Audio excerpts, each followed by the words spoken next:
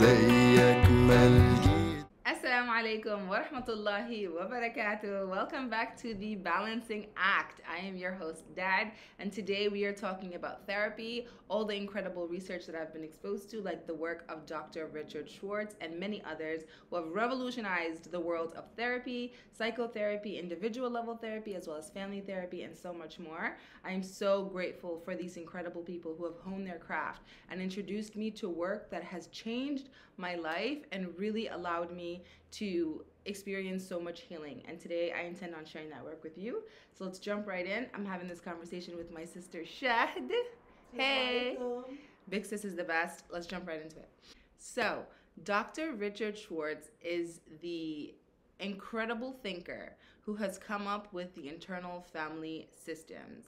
And this is a work that believes the external family system is not the only one that is involved in our lives, but we also have an inner family system. And your external family system is your community. So your friends, your family, your parents, your siblings, and your internal family system are made up of different parts.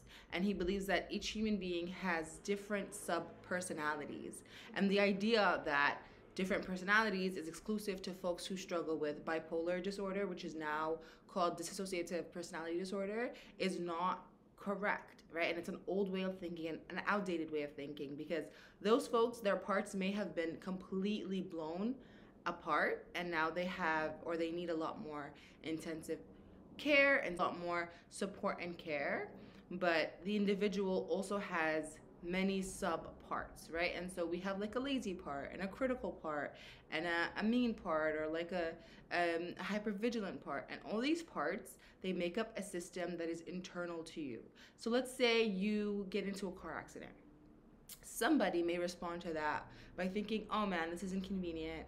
This is going to stop me from being able to go to where I have to go. I might have to pay some money for this fix or whatever might happen in the future. Another person may have that same car accident and just start catastrophizing the entire situation. My life is over. I'm never going to be able to come back from this. I'm a terrible driver. How can I ever get back on the road again? I almost died. Life is really crumbling down. And so these thoughts that we have, they're not random. They're due to the experiences that we've had in our lives. And the experiences we have, they create these different parts of us. And so Dr. Richard Schwartz believes that each and every single individual should, rather than seeing these parts as something terrible or avoiding them or perhaps maybe shaming and shunning them, he believes in the art of compassion, being deeply compassionate towards these parts of yourself, because they are who you are. They're parts of you, you know what I mean? And by showing them lots of compassion and care and gentle care, you allow yourself to arrive at healing. So I'm gonna share with you an incredible analogy that was created by Stephen Hayes, who says that each and every single person has got a bus. And on this bus, there are different parts of you. There's a mean part, there's a critical part, there's a hypervigilant part, there's a lazy part, and you have to figure out who's driving your bus. But here's the thing, the parts that are on this bus are usually children, and they're all frozen, which means that they don't grow up. They were born from a traumatic event that happened in your life. Together, some sit together, some sit alone. The only one that's allowed to drive your bus is you, current day self. At your level of intellect, your age, your modern day you is the only one that can drive the bus. And the only way you know that you're driving your bus is when you embody a culmination of qualities, such as being curious and calm. And if you don't have a good culmination of them, because we do not hold ourselves to a standard of perfection, good enough of the time. And so enough of these qualities at once are when you're actually in self. Otherwise, there's times where you're like, I'm fine, I'm driving the bus, it's me, I'm the one driving the bus. But you're very irrational and you're very impatient, you're very angry, you're not driving the bus, it's one of your parts. And what you have to do, and what the work really, really, really, really stresses, is that rather than ignoring these parts and shunning them and dismissing them, what you really want to do is be compassionate. Right? You really want to tap in and recognize that some feelings are coming up and these feelings are valid. And the way that you're feeling and this hurt and this upset that you're experiencing it's allowed some attention. These parts of you that are inside of your body, they're usually like neglected children that just need some attention. And once you acknowledge them, once you give them attention, and I'm gonna do an exercise with you guys, that way we can really see like how this work is so helpful.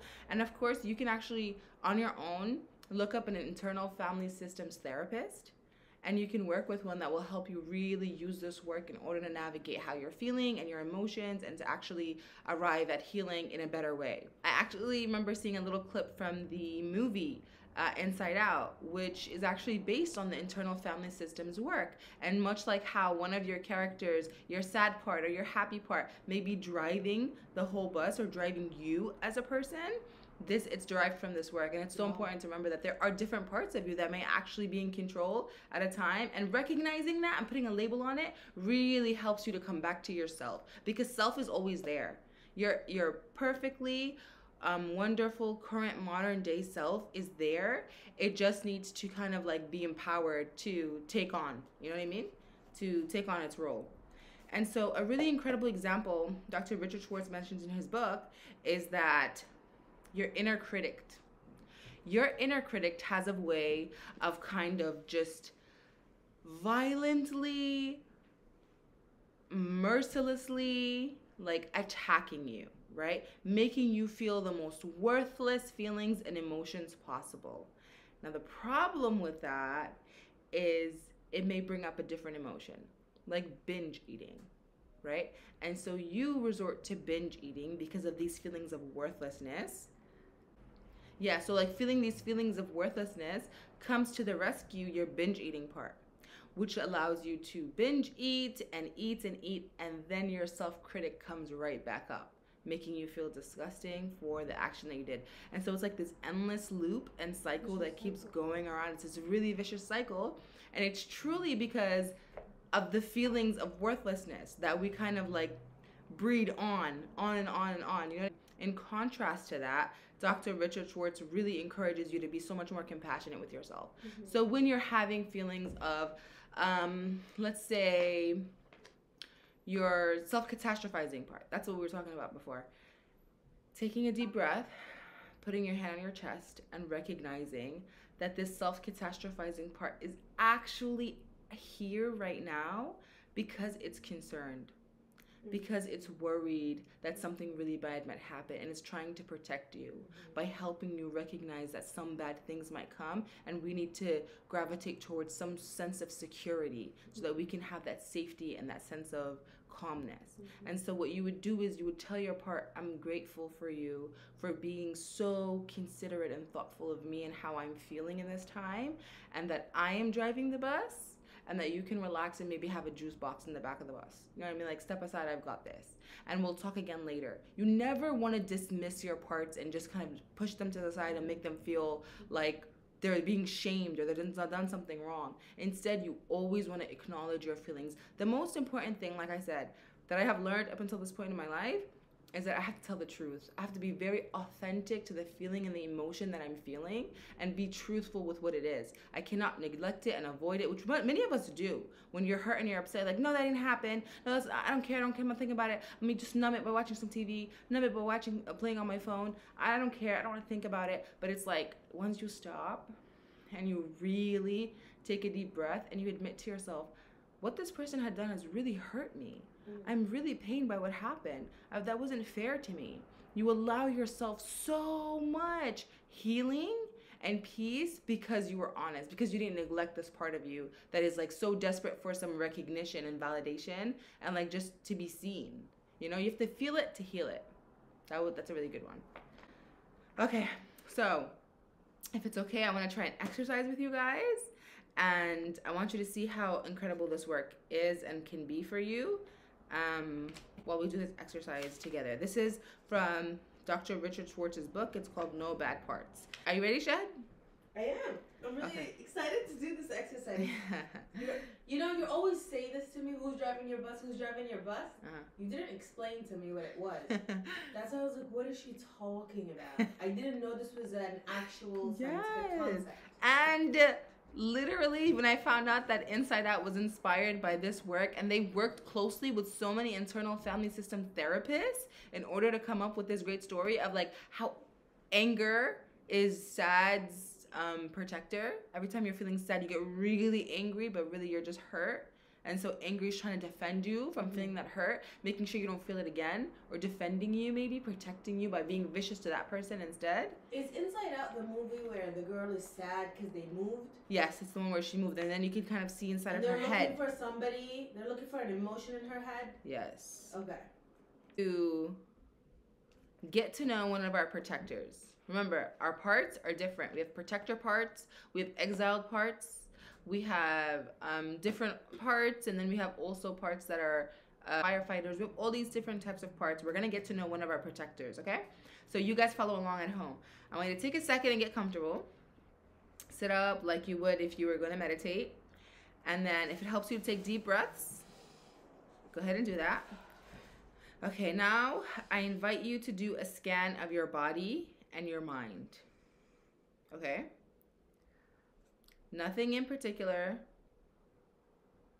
Any thoughts, emotions, sensations, or impulses that stand out. So you're just noticing what's there and separating a little bit from it. Okay? As you do that, see if one of these emotions, thoughts, or sensations, or impulses is calling you. Seems like it wants your attention.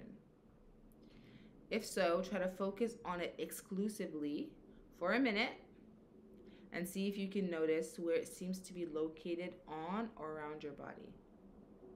Okay? As you notice it, notice how you feel towards it. Do you dislike it? Does it annoy you? Are you afraid of it? Do you want to get rid of it? Do you depend on it? Okay, so you're just noticing that you have a relationship with this thought or emotion or sensation or impulse. If you feel anything besides a kind of openness or curiosity towards it, then ask the parts of you that might not like it or are afraid of it or have any other extreme feeling about it to just relax and give you a little space to get to know it without an attitude, in a very kind way. If you can't get to that curious place, it's okay. You could spend the time talking to the parts of you that don't want to relax about their fears, about letting you interact with this target emotion, thought, sensation, or impulse. But if you can get into that mindfully curious place relative to the target, then it's safe to begin to interact with it. That might feel a little bit odd to you at this point, but just give it a try. And by that, I mean you focus on this emotion or impulse or thought or sensation, and you notice it in this place in your body. Ask if there's something it wants you to know, and then wait for an answer. Don't think of the answer, so any thinking parts can relax too. Just wait silently with your focus on that place in your body until an answer comes, and if nothing comes, that's okay too. If you get an answer, then as a follow-up, you can ask what it's afraid would happen if it didn't do this inside of you. And if it answers that question, then you probably learned something about how it's trying to protect you. If that's true, then see if it's possible to extend some appreciation to it for at least trying to keep you safe, and see how it reacts to your appreciation. Then ask this part of you what it needs from you in the future. When the time feels right, shift your focus back to the outside world and notice more of your surroundings. But also thank your part for whatever they allowed you to do, and tell them that this isn't their last chance to have a conversation with you, because you plan to get to know them even more. How'd that feel? So good. Yeah? Mm-hmm. I'm so happy. Do you want to share your part with us? No, but I loved this. Yeah? I love the body scan. This isn't my first time hearing the body scan, but I always neglect to do that in my day-to-day life. Yeah. You know, I actually remember when I did this, when I was having the scan, and I realized I was feeling guilt. And you know, I think one of the biggest emotions we feel often is shame. Mm-hmm. But Dr. Brene Brown is very big on reminding us that shame is I'm a bad person, and guilt is I've done a bad thing. Mm-hmm. And so when I realized I was feeling guilty, I was trying to guilt. I was feeling guilt in that moment. I recall I was feeling guilt because I felt like I wasn't being fair two people that I constantly represent and I stand up for, and I'm always like encouraging to speak out, I felt like I was being a bit like almost afraid. And so I remember putting my hand on my chest and talking to this guilty part of myself and saying, I am so grateful for you because you are trying to keep me honest and truthful. And you are really focused on making sure that I give others the same respect that I would give myself and that I would expect from them as well. But at the same time, I'm driving the bus and I recognize the circumstances, and this is what I'm doing in order to keep myself safe. But I appreciate this part for its safety, for its care for me. The reassurance. Right, you reassure these parts of yourself. And it just feels so good, man. It just feels so healing, really and truly. Yeah. I always really enjoy meditation, breath work, and the like. Yeah. And the body scans is one that I always forget about. But every time I do it, I feel so much better. Yeah. So much better. So important. Especially the breathing, you know what I mean? Getting the breath into your back, getting it into your chest, getting it into your whole entire body, expanding yourself. And then we see ourselves all day long. Yeah. In the mirror, in a reflective surface, on the window, whatever. You're always seeing yourself. Yeah. But are you seeing yourself internally? How are you scanning your feelings, your emotions? So important. What is your body telling you? So important. Are you listening to what your body's telling you? Are you giving it what it's asking for? I was in a workout class on Monday, and the person who gives the class is actually a physical therapist. And he told us, he said, there's been a study that found that 20% of the time, when you have certain body aches, it's actually the body ache, whereas 80% is mental. Your brain is sensing threat, and therefore it's coming up as that pain. Wow. He gave us an example. He was like, one of the examples is you hate your job, your boss is always yelling at you. The minute you walk into the office, oh, I have a headache. The minute you have a meeting with her, you have a migraine. Whatever it is, it shows up that way. Or if it was a different situation, other than your job, a bad relationship. Right. You know, every time you walk into your house, you're just like, I can't breathe. I just can't breathe. And it's showing up that way. So you go to the It's so true. The mind, the body are completely in tune, and your nervous system. And people neglect the nervous system. And whatever it is you're feeling, trauma can show up in the body. It can show up as fatigue, as aches, yes, right? As migraines, as all these things. And so it's important to seek the medical help and the attention about your physical aches and get the MRI and do all these awesome things. But sometimes the pain can really be coming up because of something that's emotional that you're not tapping into, that you're not checking in with. So I really encourage you guys, 80% of the time, I really, really encourage you guys to do these body scans, to get into therapy. Honestly, there's so much shame and so much stigma around going to therapy.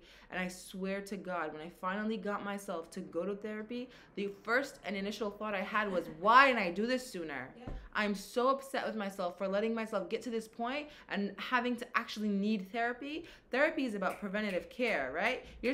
Therapy is about maintenance. You're supposed to go to therapy before, because the prevention is actually the care, it's the cure.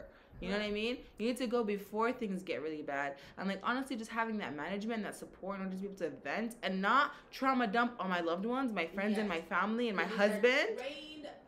These are trained professionals who can listen to it and not kind of like internalize what you're saying. They're able to, exactly. And it's just not fair to do to the loved ones that are around you. And so many of us do this. We dump on our parents or whoever gives us an ear, your sister, your parent, your sibling, your mom. Ask for there. And that's why before you have a conversation with somebody, you need to ask for consent. You need to say, hey, do you have space? I have some stuff that I'm dealing with, and I need to open up to somebody about it. Are you willing to hear me and what I have to say? This is instead of just the main reasons why I don't pick up the phone when somebody calls me. I don't know what's on the other side of the line. I'm not gonna pick up. It's really a problem. Yes. It's genuinely a problem. Picking up the phone and somebody says, hey, how are you? And you're like, so it all started back in 1995 when I was born. Yes.